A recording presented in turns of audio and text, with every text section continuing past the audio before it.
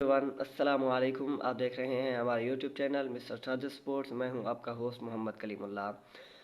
कल के मैच की बात की जाए तो ऑस्ट्रेलिया ने पाकिस्तान को आसानी शिकस्त दी थी। पाकिस्तान ने जिस तरीके की बैटिंग की, बिल्कुल मायूस कौन रही। सिर्फ दो प्लेयर ने अच्छी बैटिंग की, बाकी उसके अलावा कोई प्लेयर ये अच्छी बैटिंग कर ही ना सका।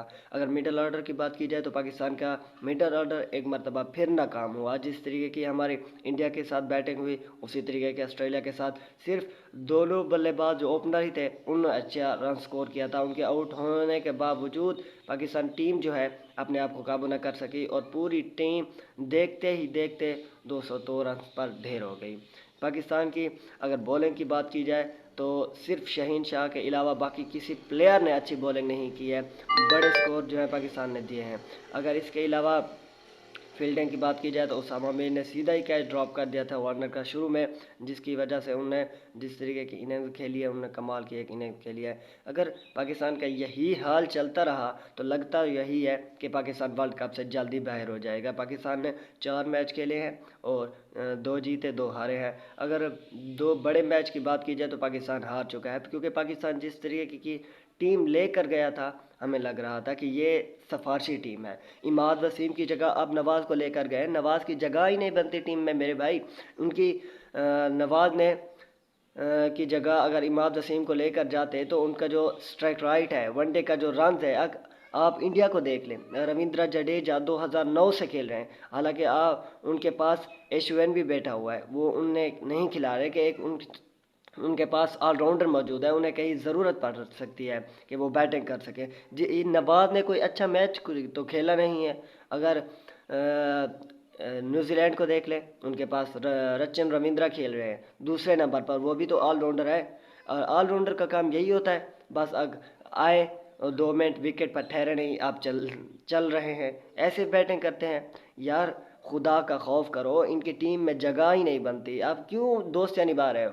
मुल्क के लिए खेल रहे हो या अपने आप के लिए खेल रहे हो? हमें तो समझ ही नहीं आती यार ये कैसे। मोहम्मद नवाज़ का कैरियर देखा जाए तो उनने 36 मैच ओडीआई खेले हुए हैं, जिसमें उनने 282 रन स्कोर किए हैं। अगर एवरेज की बात की जाए तो 18.2 की एवरेज है, 88 का उनका स्ट्राइक राइट है। अगर विकेट की बात की जाए तो उनने 42 विकेट ओडीआई में ली हुई हैं। और अगर टी20 की बात की जाए तो उनने 57 मैचों में 427 रन स्कोर किए हैं, जिनमें उनकी 17.8 की एवरेज है और 130 का स्ट्राइक राइट। और अगर इसी तरह अगर टी20 में उनकी विकेट की बात की जाए तो सिर्फ 47 विकेट उनके नाम है। और अगर इसी तरीके के इमाद वसीम की उनका अगर कंपैरिजन कराया जाए, उनका मुकाबला कराया जाए तो आप देख लें, वसीम का मुकाबला कराया जाए तो इमाद वसीम ने 55 मैचों में 986 रन स्कोर किए हैं, 42.9 की उनकी एवरेज है, 110 रन का स्ट्राइक राइट है।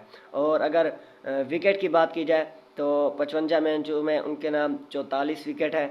और टी20 में अगर बात की जाए उनकी तो 66 मैच खेले हैं, 486 रन स्कोर किए हैं, 15 इशारिया कुछ रन का उनका एवरेज है। स्ट्राइक राइट जो है 131 का है। और विकेट की बात की जाए तो 66 मैचों में उन्हें 65 विकेट ली हुई टी20 में। यार कहाँ मुकाबला कर रहे हैं नवाज से?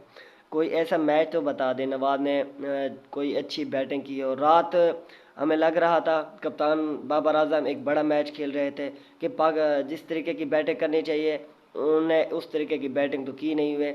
आपको क्या ज़रूरत थी ऐसा शॉट खेलने की?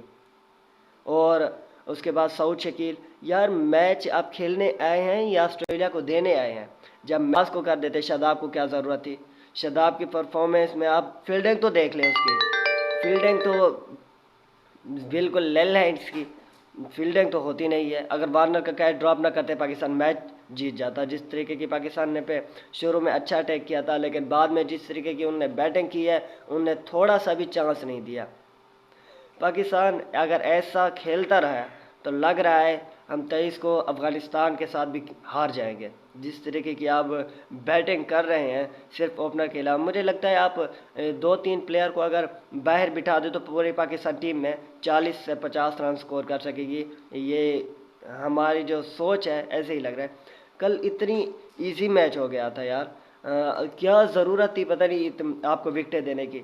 आपका मिडल ऑर्डर बिल्कुल ناکام ہے. ہر ٹیم کا آپ دیکھ لیں, ساؤتھ افریقہ کھیل رہی ہے, نیوزی لینڈ کھیل رہی ہے, انڈیا کھیل رہا ہے, یہ صرف ہماری ٹیم ہی بالکل ایک سفارشی ٹیم لگ رہی ہے. باقی تو کسی ٹیم کا مڈل آرڈر اتنا گندا نہیں ہے جتنا ہمارا مڈل آرڈر ہے. دل میں ایسی بھراس ہے کہ کیا نکالیں. آپ ایسے پلیئر کھلا رہے ہیں جن کی ٹیم میں جگہ نہیں بنتی. محمد نواز کب سے کھیل رہا ہے؟ کوئی ایک میچ تو بتاؤ جو اس نے جتوایا ہو. انڈیا کے خلاف آخری اوور میں ان کو دیا, ان نے جا کے وراٹ کوہلی سے سکور کھا لیا. یار پورا پاکستان یہ چاہتا ہے کہ آپ ہر ٹیم سے ہارو لیکن انڈیا سے نہ ہارو, اور آپ نے قسم کھائی ہوئے ہم انڈیا سے ہاریں گے اور پورے ملک سے ذلیل ہو کر ہاریں گے.